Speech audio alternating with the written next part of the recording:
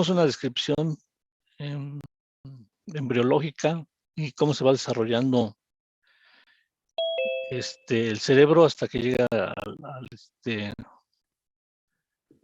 al desarrollo total.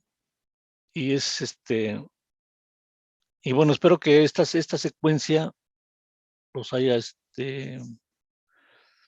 haga más fácil el entendimiento del sistema nervioso, porque es un sistema demasiado complicado. Sí, es muy complicado entenderlo y sobre todo explicarlo. Ajá. Entonces, veíamos ayer, empezábamos de caudal a rostral y empezamos a ver lo que era la médula oblonga. Ajá. Médula oblonga, después nos pasamos a lo que era el metencéfalo, donde vimos el puente y el cerebelo. Y y después al mesencéfalo. Vamos a seguir con el mesencéfalo, ¿sí? Ah, que en él está desayunando. Ya es la hora de la colación. Bueno, entonces, como ya habíamos nosotros mencionado en el cuadro, el mesencéfalo es una porción del tallo encefálico que no ha sufrido modificaciones o que no sufrió modificaciones, ¿sí? Ajá. Si nosotros recordamos el cuadro que habíamos visto y que ya tuvieron que haber bajado, entonces el mesencéfalo pues no sufre subdivisiones, ¿sí? Pero sí tiene derivados. Ajá. Entonces el mesencéfalo queda como tal, ese no sufre, eso no sufre cambio, y como podemos ver aquí también, pues es una porción muy corta de lo que vendría siendo el tallo encefálico. Sí, aquí está. Ajá.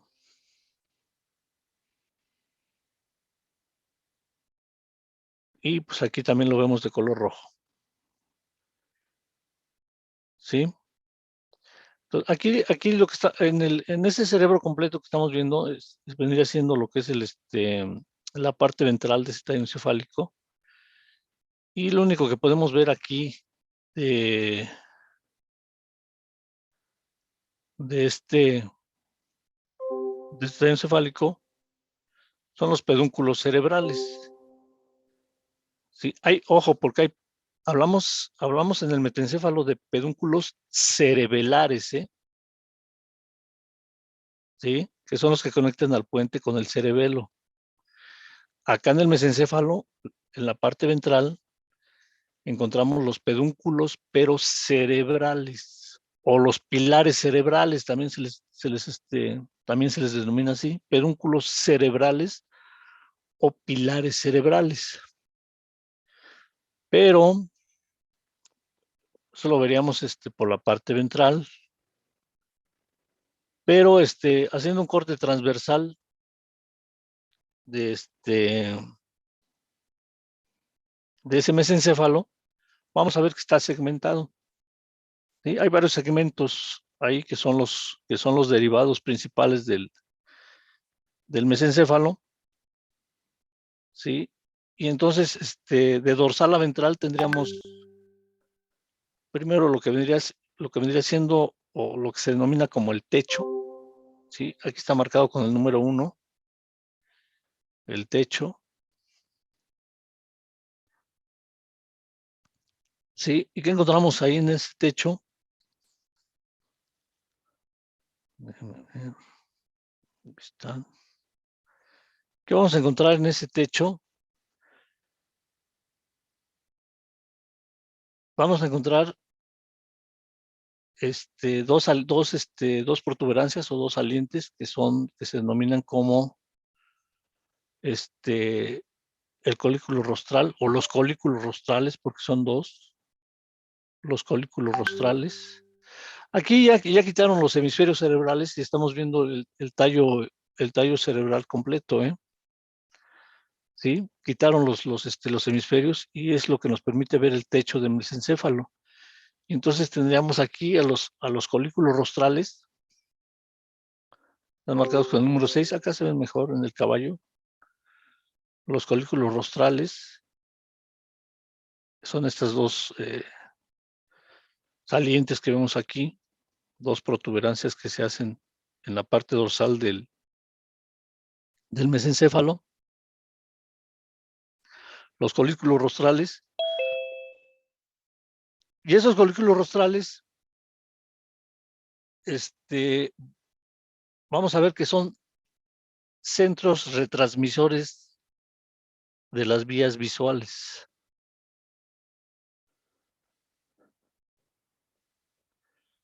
Centros retransmisores de las vías visuales.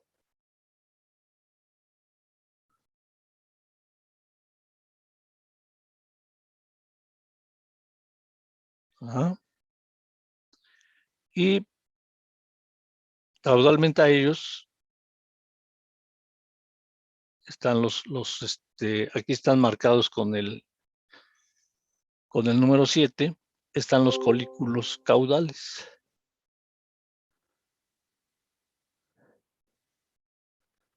Colículos caudales. Y estos van a ser, bueno, estos son centros retransmisores. Esos colículos caudales van a ser centros retransmisores, pero de las vías acústicas.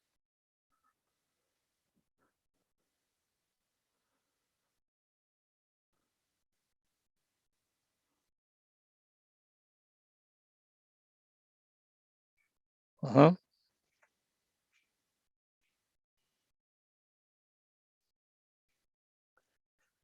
Bien. Eso es lo que encontramos nosotros en el techo del mesencéfalo. Ahora, aquí en la parte media de ese mesencéfalo, o lo que comprende esta parte media del mesencéfalo, se conoce como tegmento. Tegmento, así se le llama. Tegmento. ¿Sí?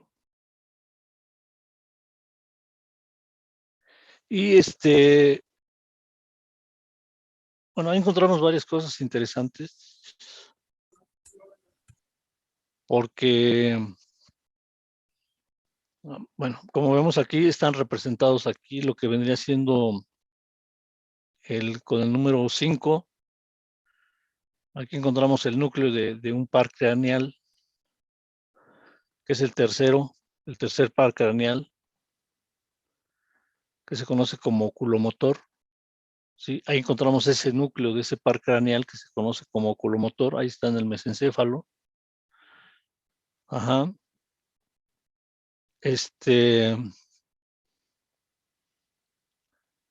Con el número 6 también encontramos el núcleo rojo. ¿Sí? El núcleo rojo es un importante centro motor. Ajá. Sirve para dar el movimiento.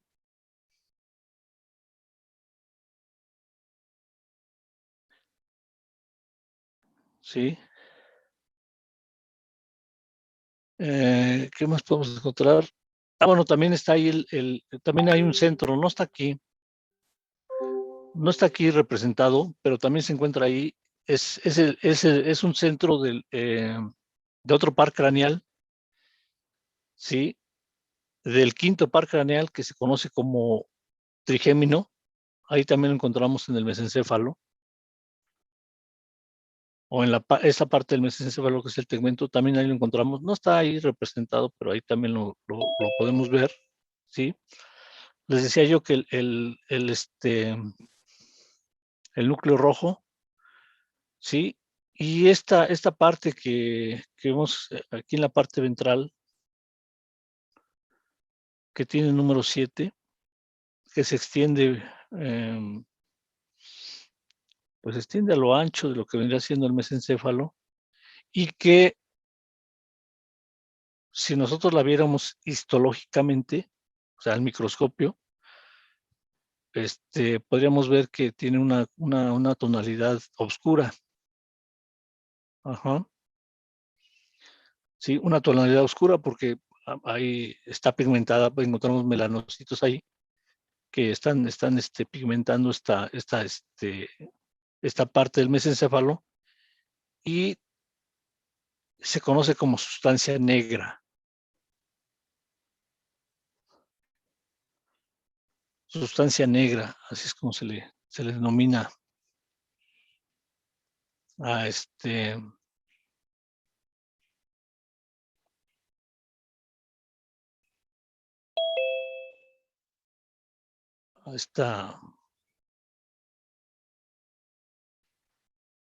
este segmento que forma parte del mesencéfalo. Y Maestro, también tiene muy importantes funciones motoras, ¿eh? También tiene importantes funciones motoras esta sustancia negra. ¿Alguien me habló? perdone, ¿cómo dijo que se llamaba el quinto par craneal? El quinto par craneal se conoce como trigémino.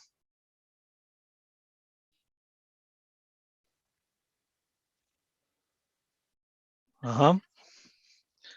Y por último, lo que les mencionaba en la parte ventral, ya en la parte ventral encontramos los pilares o los pedúnculos cerebrales, ¿sí? Aquí están representados esos pedúnculos cerebrales o pilares cerebrales divididos por una fosa interpeduncular. Y y aquí encontramos una gran cantidad de fibras nerviosas. Ahí en esos pedúnculos cerebrales encontramos una gran cantidad de fibras nerviosas que vienen muchas vienen de la médula, desde la médula hacia centros superiores cerebrales, hacia los hemisferios, hacia la corteza cerebral. También pasan fibras que vienen de la corteza cerebral a la médula, ¿sí? Del cerebelo a la corteza cerebral, o igual también de la corteza cerebral al cerebelo, ¿sí? Entonces, todo esto pasa por ahí, todo está pasando por aquí, en estos pedúnculos cerebrales, ¿sí? Y ese vendría siendo el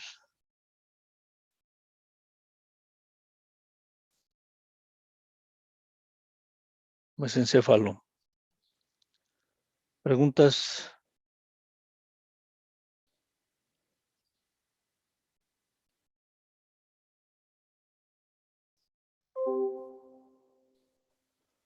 ¿Preguntas, dudas?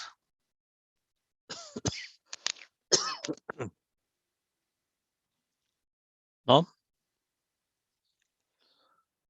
Bueno, Profe, bien.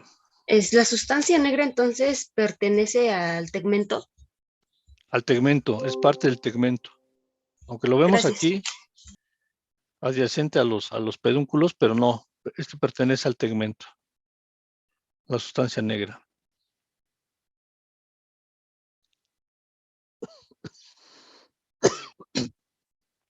Ah, se me olvidaba. Aquí con el número 4 estamos viendo la comunicación que se hace entre lo que vendría siendo el tercer ventrículo y el cuarto ventrículo. Entonces, esa comunicación entre estos dos ventrículos se da aquí en el mesencéfalo por el acueducto mesencefálico. Ahí está representado por el número 4.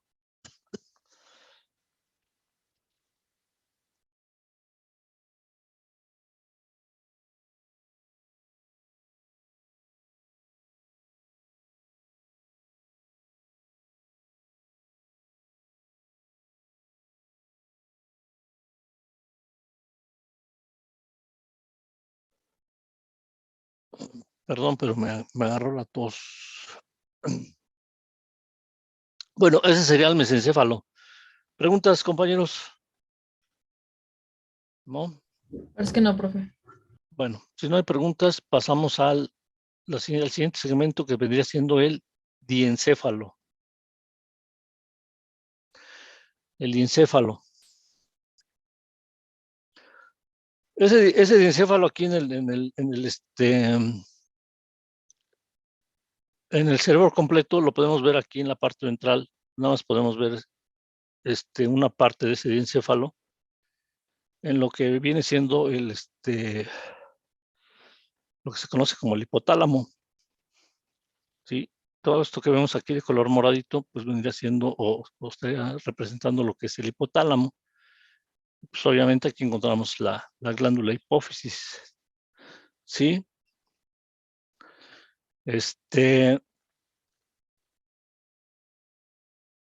Bueno, aquí empieza en la región preóptica, aquí donde encontramos el quiasma óptico, empieza en la región preóptica y viene a terminar rostralmente aquí en la región preóptica, empieza y termina en lo que vendrían siendo los cuerpos mamilares, que no se alcanzan a ver muy bien. Aquí son dos salientes pequeñitas que se conocen como cuerpos mamilares y que se encuentran rostralmente a lo que vendría siendo el mesencéfalo. Sí.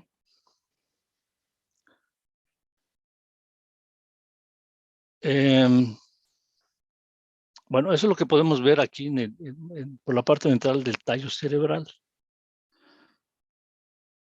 Sí. Es lo que podemos ver nosotros del diencéfalo. Pero, al igual que el mesencéfalo, también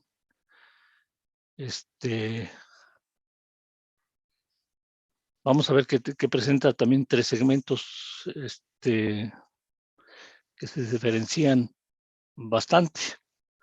¿Sí? Y entonces, por la parte dorsal, lo que encontramos en la parte dorsal del diencéfalo va a ser el epitálamo. ¿Sí? Encontramos el epitálamo.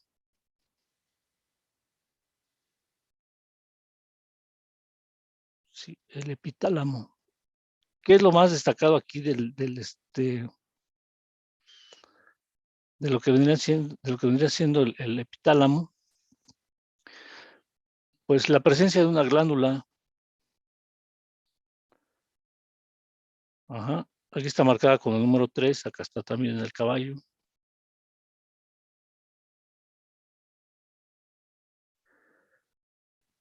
En el perro y en el caballo. Y en todas las especies, hasta nosotros, ¿sí? Está presente esa glándula que se conoce como glándula pineal o glándula epífisis.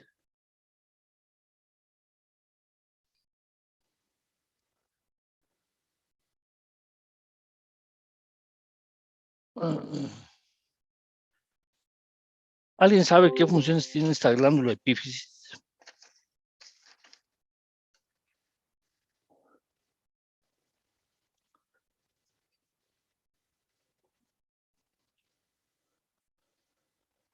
¿Alguien ha escuchado hablar acerca de esta glándula epífisis?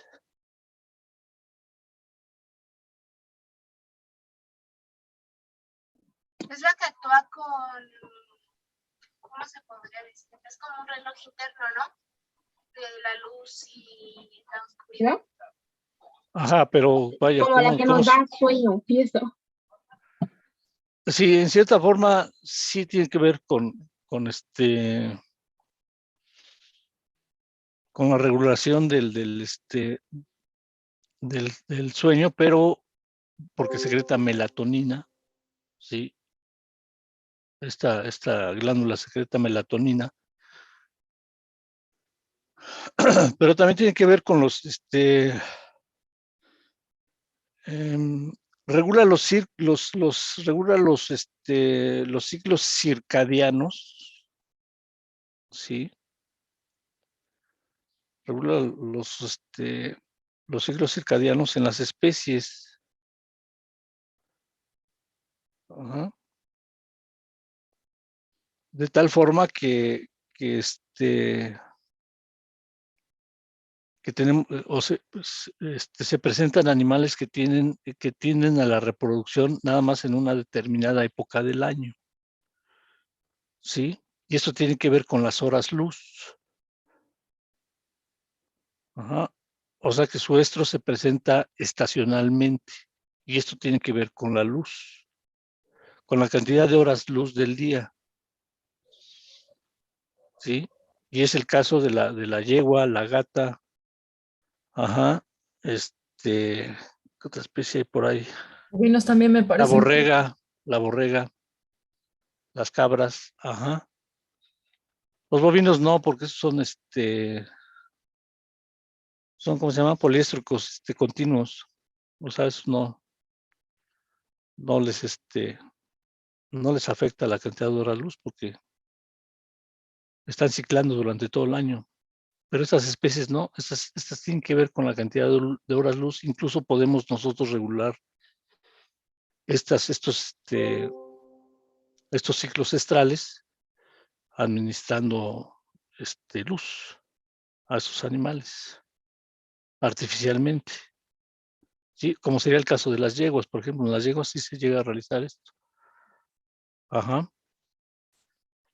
Entonces, de esto se encarga esa glándula, de regular esos ciclos circadianos o los ciclos diarios del Chico de la individuo. glándula epífisis de la profe. ¿Perdón? Eso hace la glándula epífisis. Es que se me La fue el glándula internet. epífisis. Ajá. Ese, profe. O glándula pineal también se llama.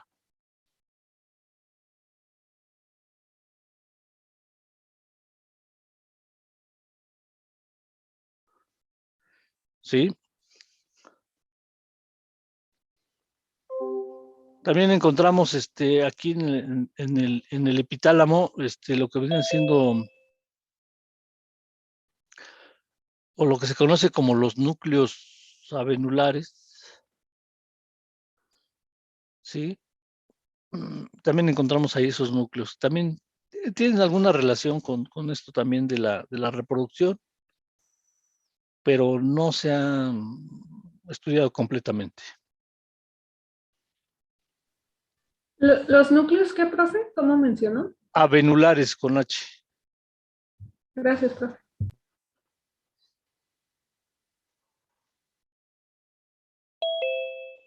Ajá.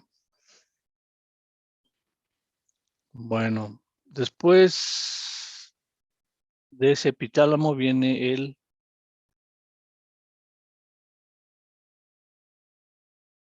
déjame ver.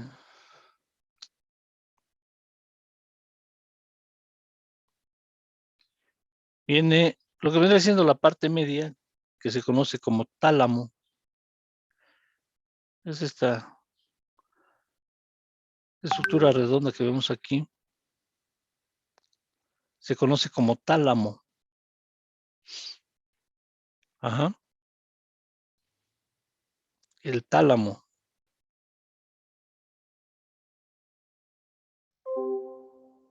Y este tálamo se desarrolla a partir de las paredes laterales del tercer ventrículo. Sí, así es como se va desarrollando ese tálamo. Aquí lo vemos, cómo se va desarrollando de las paredes laterales del tercer ventrículo. Sí, hasta que se forma completamente y entonces el tercer ventrículo, pues como queda es rodeando a ese tálamo. Por eso se ve aquí dos rueditas. Sí, porque el tercer ventrículo se encuentra rodeando al tálamo. Si lo viéramos acá, aquí estaría el tercer ventrículo. Aquí estaría rodeando al tálamo, ese tercer ventrículo. Ajá.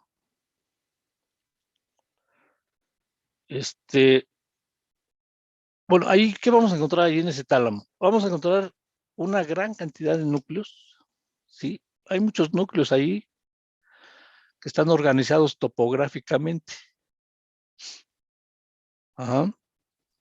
Se organizan topográficamente esos núcleos y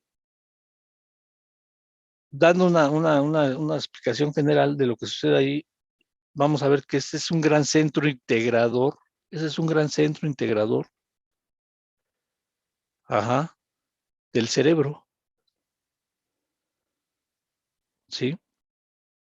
Son muchos núcleos, o sea, no voy a poner aquí a enumerarles cuáles son, ni qué función tienen, pero así de manera general, la presencia de todos esos núcleos hace que esta parte del cerebro, el tálamo, sea un gran centro integrador del cerebro, ¿sí? E integrador me refiero a que él decide hacia dónde manda, de alguna manera decide hacia dónde manda los estímulos provenientes tanto del cuerpo como del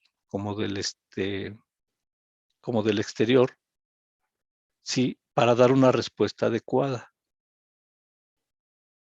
Por eso les menciono que es un gran centro integrador del cerebro, porque ahí decide hacia dónde van los estímulos, llegan hasta la corteza, o se quedan por ahí en un núcleo basal, o simple y sencillamente se quedan a nivel de tálamo, y ahí mismo se da la respuesta, o se mandan hasta la corteza, y la corteza se encarga de dar una respuesta más integrada, etcétera, etcétera, ¿no?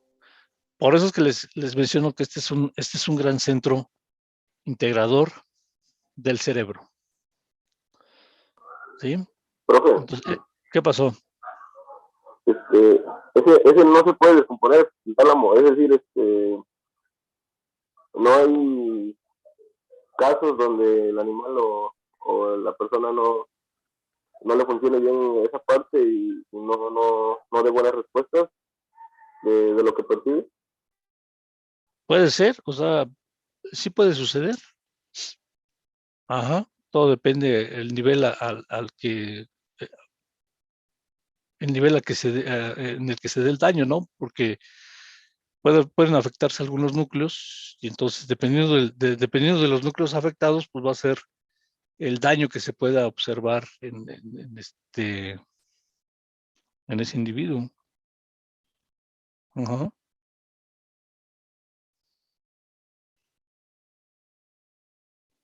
Sí,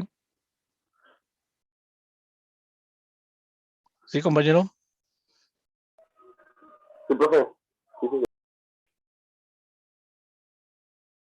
Bueno, y pues ya ventralmente a esto, bueno, al tálamo, pues lo que les había mencionado está el hipotálamo, ¿sí? El hipotálamo, que decíamos que empieza aquí en la región preóptica, donde está el quiasma óptico, donde vienen los nervios ópticos y se cruzan.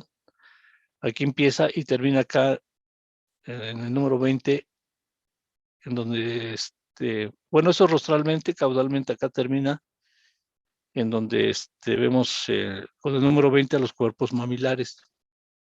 Sí, aquí se llegan a apreciar un poquito más. Esto vendrían siendo los cuerpos mamilares. Entonces ahí termina el hipotálamo, porque después sigue el cerebro medio, ¿no? Sí. Entonces, vendría siendo el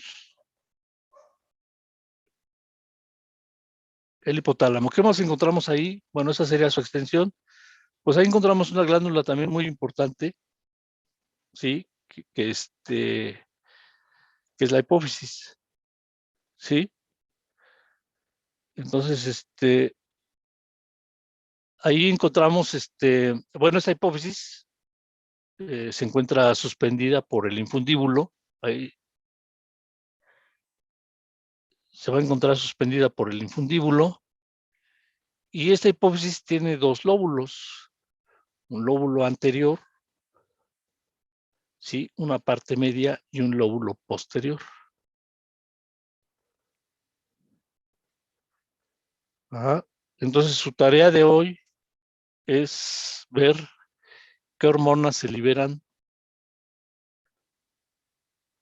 del lóbulo anterior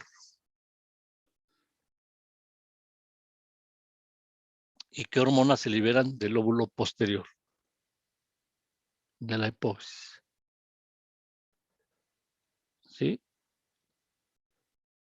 Ustedes se lo encuentran en cualquier libro de fisiología que tengan, o en internet también lo encuentran. Generalmente siempre viene en forma de cuadro, en donde nos dice el lóbulo anterior tiene estas hormonas y su función. ¿Sí? Entonces sería conveniente que no nada más vieran qué hormonas hay, sino que también qué funciones tienen. ¿Sí? Eso se encuentra resumido en un cuadro, en cualquier libro de fisiología. Maestro, ¿Qué? ¿en qué dijo que estaba suspendida la glándula de hipófisis? Está suspendida por el infundíbulo. Es un tallo nervioso que se conecta a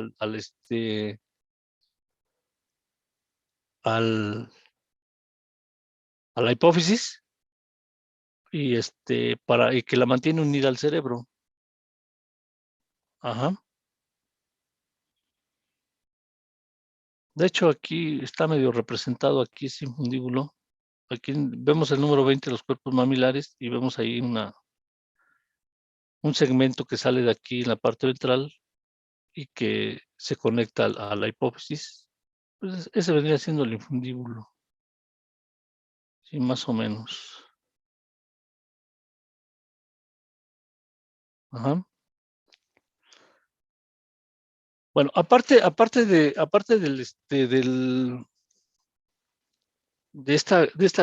esta glándula hipófisis, que pues tiene una importancia relevante en muchos aspectos, sobre todo en la reproducción, por las hormonas que se liberan, ¿sí? Cuando vean ustedes el cuadro, van a ver que está la FSH, la LH, dos hormonas muy importantes en la reproducción.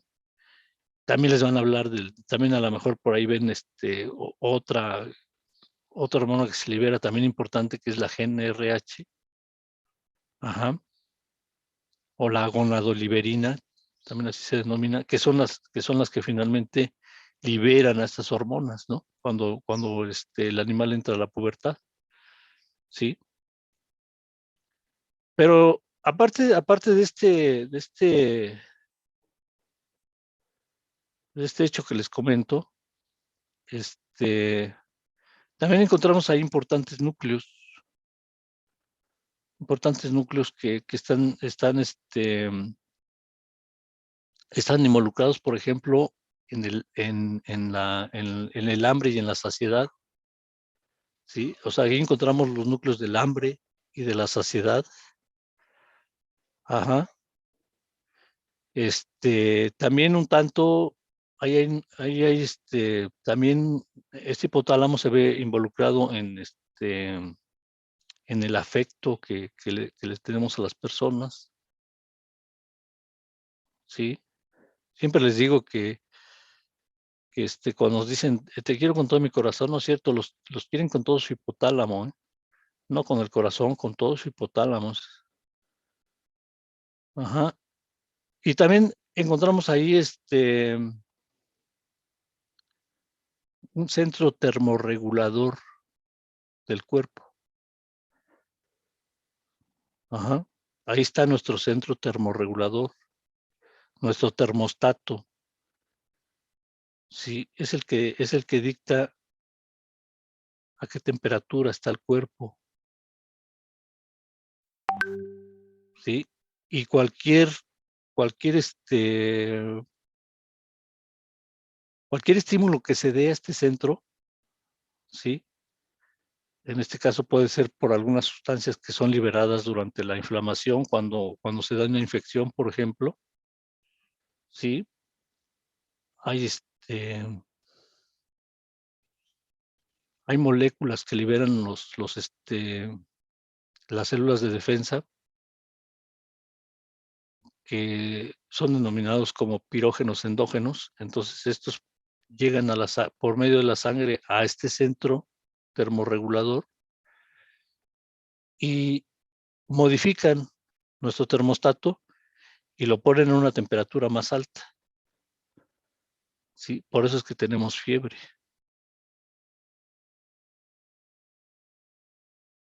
Pero todo esto se da a este nivel. Y bueno, una parte que no les mencioné, también forma, aquí, bueno, aquí miren, aquí estamos viendo lo que es el tálamo, ¿sí? Y acá vendría aquí está el tercer ventrículo, el acueducto mesencefálico del cerebro medio o el mesencéfalo, y acá está el hipotálamo, ¿sí? Acá está la hipófisis, la glándula hipófisis. Pero les decía que algo que no les mencioné, bueno, aquí si lo quieren ver, también aquí está el tálamo. Así es como se ve en un cerebro trabajado. Medio trabajado porque lo tasajearon aquí, pero bueno. Acá está también la hipófisis, el tercer ventrículo, acueducto mesencefálico. Pero, ¿dónde está? Déjenme buscar. A ver si aquí está la hipófisis. Aquí, sí, aquí está la hipófisis. Esto viene siendo el hipotálamo. ¿Sí? Aquí está el quiasma óptico, o la región preóptica, y la glándula hipófisis. Profe, una pregunta. Sí, ¿La hipófisis es la que se conoce como glándula pituitaria? sí, exactamente, como ya. Exactamente. También ese otro nombre recibe, se me pasó.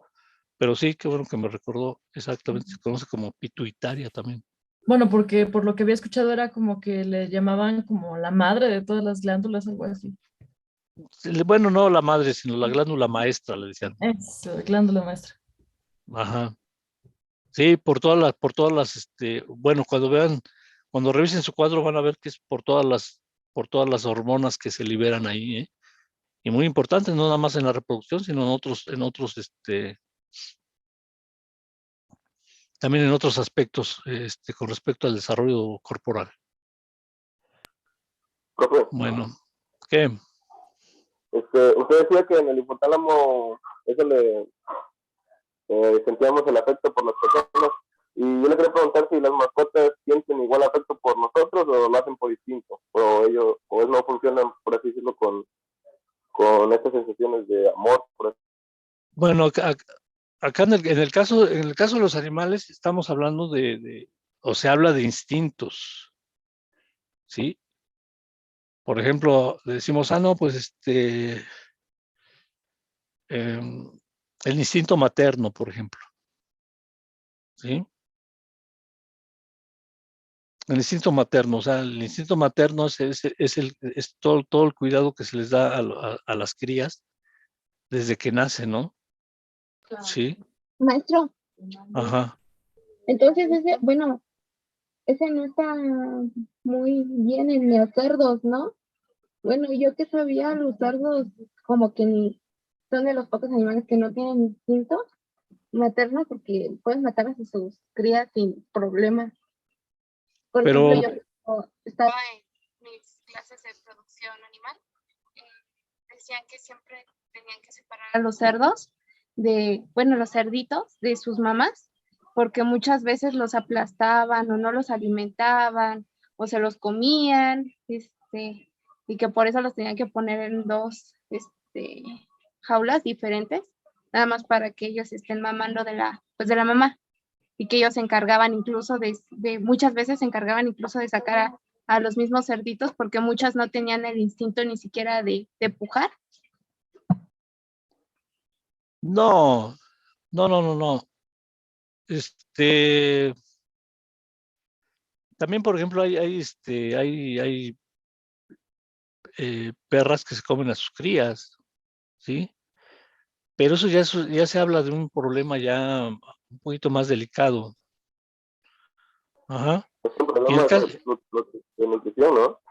perdón, Eso de que se comen a sus crías son por problemas de nutrición, ¿no? No, no. ¿Qué nutrición? Pues si hay animales que se han creado en casa con todos los cuidados y con Se los todos los, come. eh, con todos los requerimientos nutricionales que necesitan, y aún así hay animales que se comen sus crías. A ver, permítame tantito. Alberto levantó la mano. Sí, profesor. Es que yo tengo una opinión sobre ello porque, pues es que es bien complejo hablar sobre lo que son los instintos y lo que es tal vez ser racional. Yo creo que en todos los animales, inclusive en los humanos, puede haber problemas relacionados en el sistema endocrino. Por ejemplo, hay mamás que no liberan suficiente oxitocina y la oxitocina, aparte de que se emplea para la contracción, también está relacionado con el afecto. Y también puede haber animales que no liberen oxitocina y a veces les inyectan y ya con eso pueden tener las contracciones. Sin embargo, quién sabe si desarrollen el afecto. Al mismo tiempo, cuando el neonato está mamando, la hembra libera oxitocina. Entonces yo creo que no creo que solo sea algo relacionado con el instinto, sino también con la neuroplasticidad, el aprendizaje, las hormonas que liberan y pues otros factores. No, sí, definitivamente sí. O sea, no nada más nos podemos enfocar en un solo aspecto. Son muchos los aspectos que hay que tomar en cuenta para poder nosotros explicar un comportamiento. ¿Sí? A ver, ¿quién más? Arán, Yusek, alzó la mano. Profe, bueno, yo lo preguntaba con relación de las mascotas hacia nosotros los humanos, porque yo me acuerdo que un profe nos dijo que nuestras mascotas no nos querían, o sea, porque ellos no sentían amor por nosotros, sino sentían como, creo que dijo encaste, algo así. Era un término que él usaba, o sea, él decía que los animales, nosotros, o sea, si queremos a los animales, pues los animales a nosotros solo porque les damos de comer, nos seguían por eso.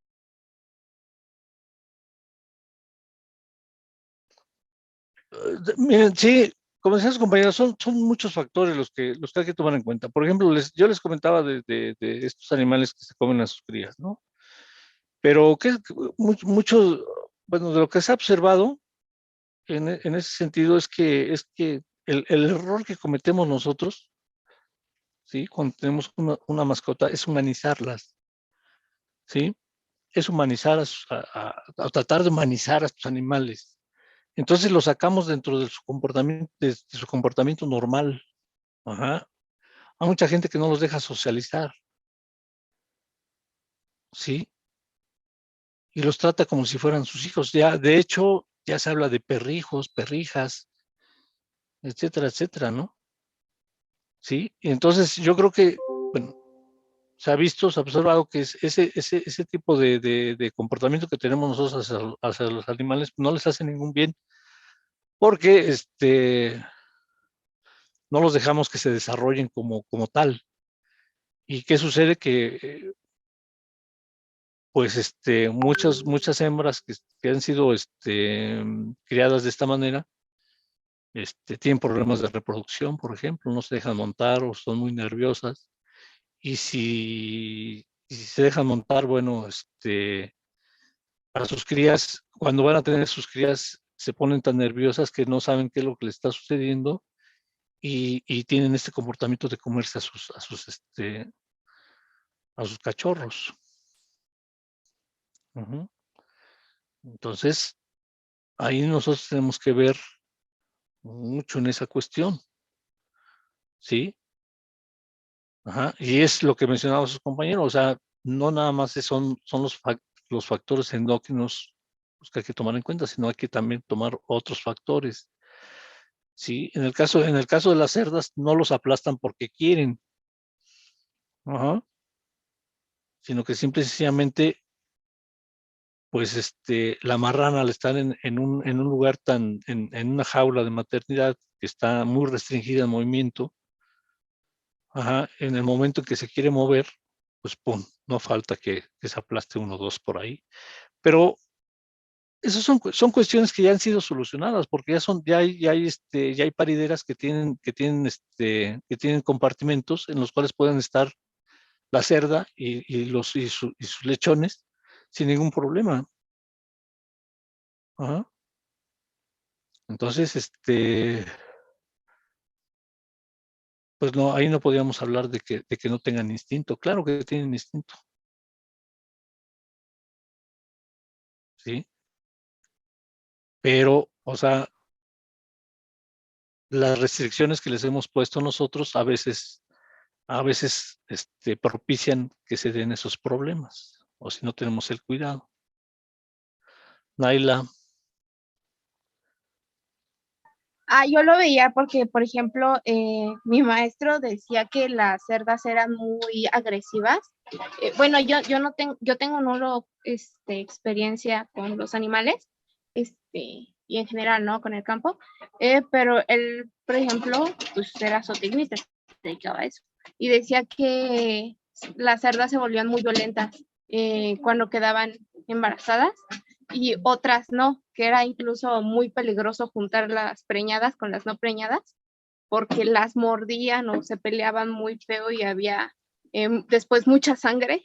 Entonces también dijo que cuando parían también se volvían violentas, que por alguna extraña razón eran animales muy violentos, más que nada las hembras en esas épocas. Entonces yo lo consideraba por eso. pero finalmente, ¿qué piensa usted? Pues creo, se me hace como imposible pensar el que las cerdas en ningún momento tuvieron un instinto de maternidad, porque si no, no estarían ahorita. No siempre fueron cuidadas por un ser humano, se podría decir. Y creo que, al igual que otros animales que han desarrollado o perdido instintos, fue únicamente por la dependencia que tenían con el humano, ¿no? Muchos animales quizá en algún momento fueron muy fuertes ante enfermedades y ahorita son muy débiles o no, por cualquier cosa se enferman, por cualquier cambio de dieta se mueren y es completamente dependiente del humano. Sin el humano obviamente va a dejar de existir. Por ejemplo, muchas vacas que se la pasan en un sistema, ¿cómo se llama? Bueno, en corral, pues obviamente si se les saca pastoreo se van a enfermar, muy posiblemente se van a morir porque sus estómagos no están preparados para eso, ellos tampoco están en unas condiciones climáticas adecuadas para prepararse a eso. Por ejemplo, bueno, yo lo veo mucho yo estoy haciendo ahorita una revisión del bovino criollo mexicano y a mí me parece excelente ese bovino, ¿no? Me parece muy bueno y todas sus características que adquirió, todas sus ventajas sobre otros bovinos, únicamente las adquirió por ¿cómo se podría decir? No le hicieron caso mucho tiempo, entonces lo abandonaron y él solito tuvo que adquirir estas características para poder sobrevivir. Entonces tenía una muy buena porcentaje en preñez, quizá no en estatura ni en producción, pero era muy sobreviviente, al contrario de muchas otras razas que lo triplicaban en tamaño, lo doblegaban en tamaño. Es muy sobreviviente y estas razas dependen del ser humano y ellos, como no dependieron mucho tiempo, como fueron tan olvidados, desarrollaron muchas cosas buenas, que pues obviamente eso lo vemos en otros animales igual, ¿no? Ahorita los perros son muy débiles, por ejemplo, cualquier cosa les enferma, cualquier comida los hace vomitar y todo, pero hace 40 años, 50 años, pues los perros todavía eran como muy abandonados, muy despreciados y eran más fuertes, se comían de todo, se comían toda la basura y no les hacía daño y ahorita, pues sí, cualquier animal es dependiente ahora del humano. Bueno, eso que acaba de mencionar acerca de los bovinos se llama rusticidad. ¿Sí? Y pues no, o sea, los perros no se comen cualquier cosa, ¿eh? Solamente que de plano,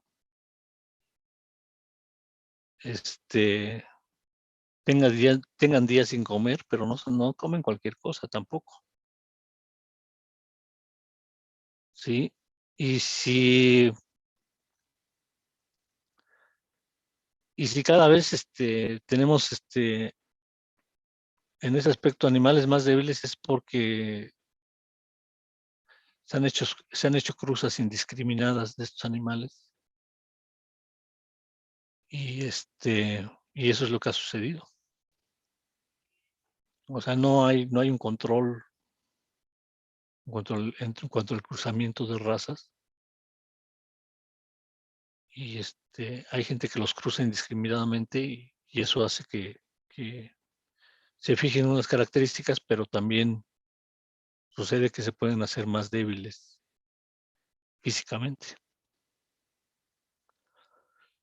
Y eso sucede con todos los animales, ¿eh? No nada más con los perros. Bueno, si ya no hay más, en este aspecto, les decía que algo que no les mencioné acerca del diencéfalo, es que hay otra parte que sobresale y que pertenece al diencéfalo. Hay otra parte del tallo cerebral que sobresale, que pertenece a este diencéfalo, que se conoce como metatálamo. ¿Sí? Y este metatálamo, aquí podemos ver cómo sobresale en la parte dorsal, en la parte dorsolateral del tallo cerebral. ¿Sí?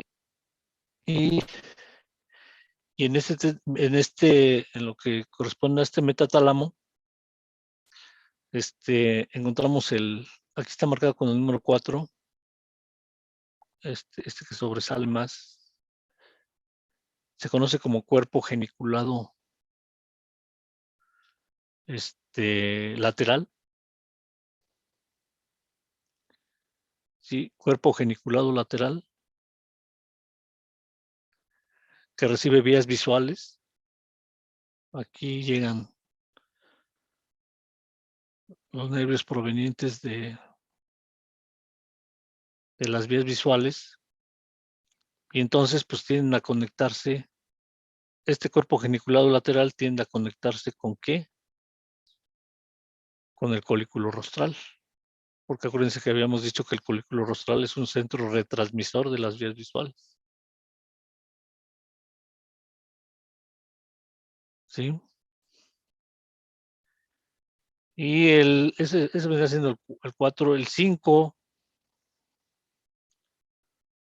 El 5 es un poco más, es una saliente más pequeña. Se conoce como cuerpo geniculado medial. Cuerpo geniculado medial.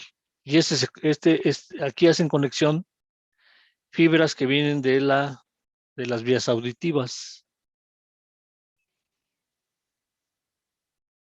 ¿Sí? Ahí se conectan fibras de las vías auditivas. Y entonces, ¿con quién se iría a conectar este cuerpo geniculado medial?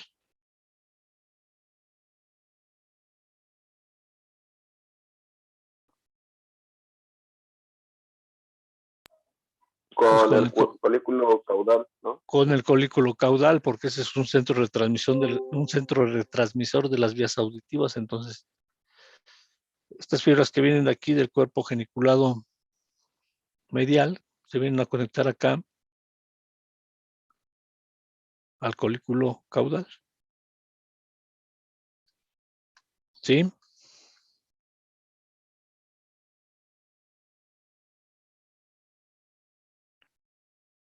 Bueno, y ese sería el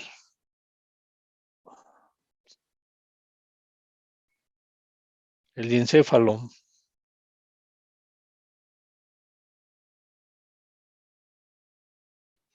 ¿Preguntas? ¿Dudas?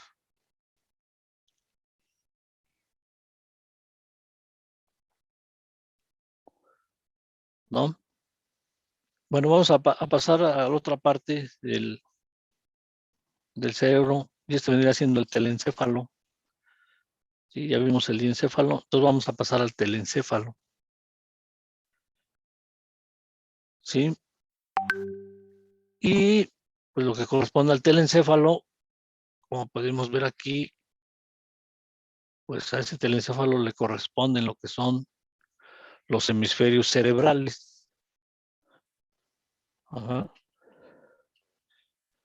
los hemisferios cerebrales, todo lo que vemos aquí, la parte más grande del cerebro, pues comprende lo que es el telencéfalo, ¿sí?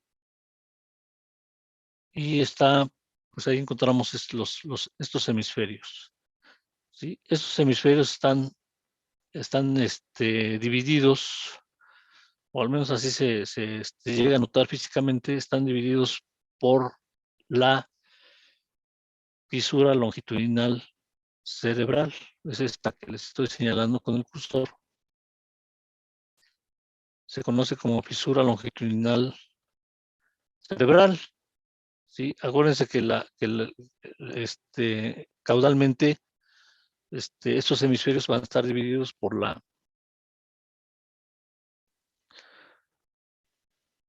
el surco transverso cerebral, ¿sí? Ese es el que divide los hemisferios del cerebelo, pero entre los hemisferios está la fisura longitudinal cerebral. Por lo menos así se ve físicamente que están separados, pero vamos a ver más adelante que no es así completamente como los podemos llegar a ver, ¿sí? Entonces, si nosotros vemos, esos hemisferios son estructuras semiovoides, ¿sí? Semiovoides que van a constituir la parte más grande del cerebro, constituyen la parte más grande del cerebro. Ajá. Y pues su crecimiento obligadamente hace que se extiendan en dirección caudal, sobre lo que sería el tronco cerebral, se extienden hasta la parte caudal perdón, ay, ¿dónde está? Bueno, es igual, hasta la parte caudal del tronco cerebral, ¿sí? Hasta lo que veíamos hace rato, hasta donde se encuentra el cerebelo, ¿sí? Hasta ahí llega su extensión, ¿sí? Como lo podemos ver aquí. Vean cómo se extienden estos hemisferios, toda la parte caudal del tallo cerebral hasta encontrarse con el cerebelo,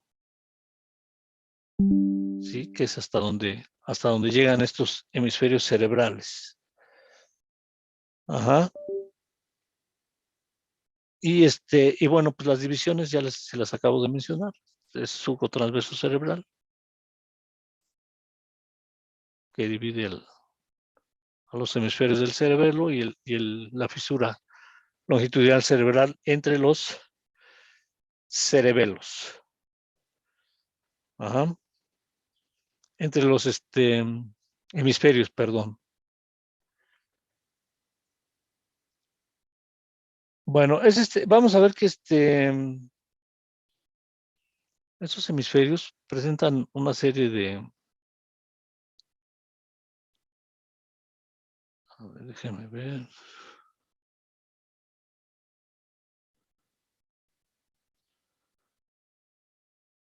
Se llegan a ver perfectamente bien, pero hay otra.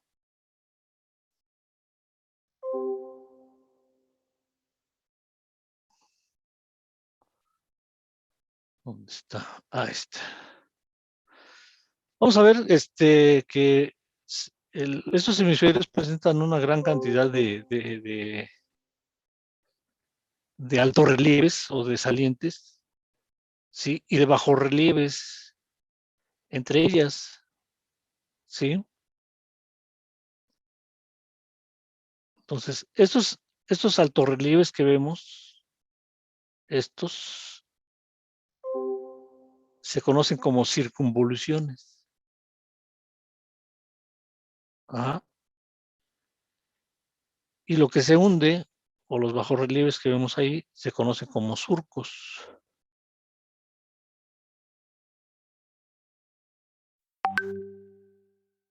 ¿Sí? Entonces, si nosotros examinamos el cerebro, podemos ver que está formado los hemisferios cerebrales, vamos a ver que están formados por surcos y circunvoluciones.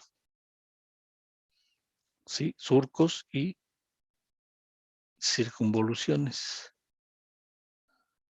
Ajá. Y como podemos observar ahí, cada surco y cada circunvolución tiene su nombre.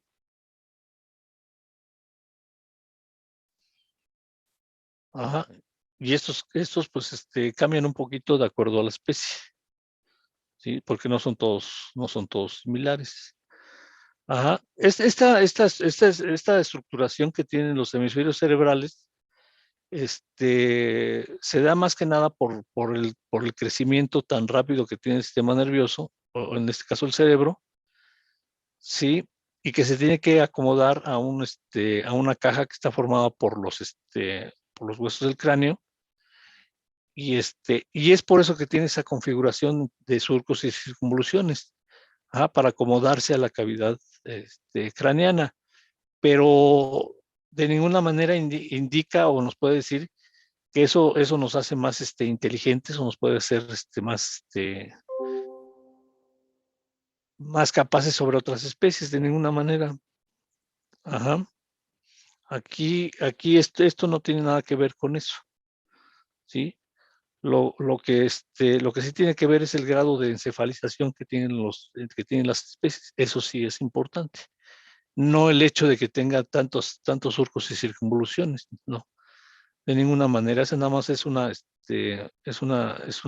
estructuración que hace el cerebro para acomodarse, pero no va más allá de eso, ¿sí? Entonces, cada una de ellas tiene su nombre. Cada surco tiene su nombre, cada circunvolución tiene su nombre, ¿sí? Y entonces, pues otra tarea es que los tienen que buscar, se los tienen que aprender de memoria, ¿sí? Porque pues obviamente van a venir en el examen. Ajá. Entonces, para que tengan otra tarea, ¿sí?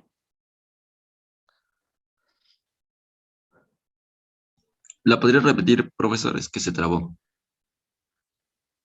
No, no es cierto, compañeros, no se vayan de espaldas, no, no es cierto, no tienen que hacer eso.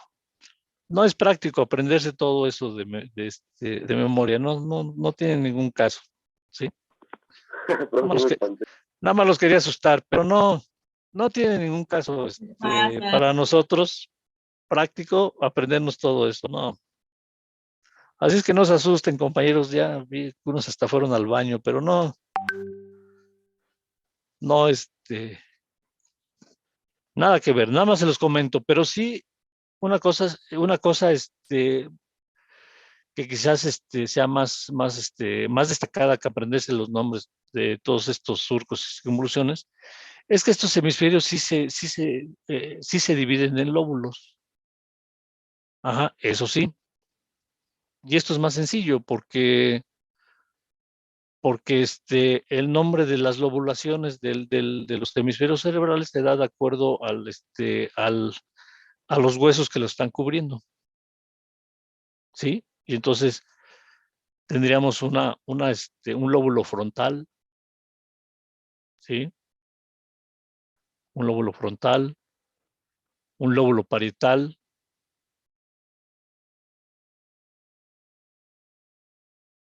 ¿sí? Un lóbulo temporal y un lóbulo occipital.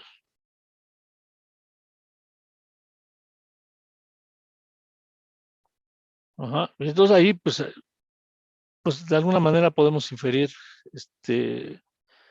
no, ya está acabando el tiempo. Bueno, así es como se dividen los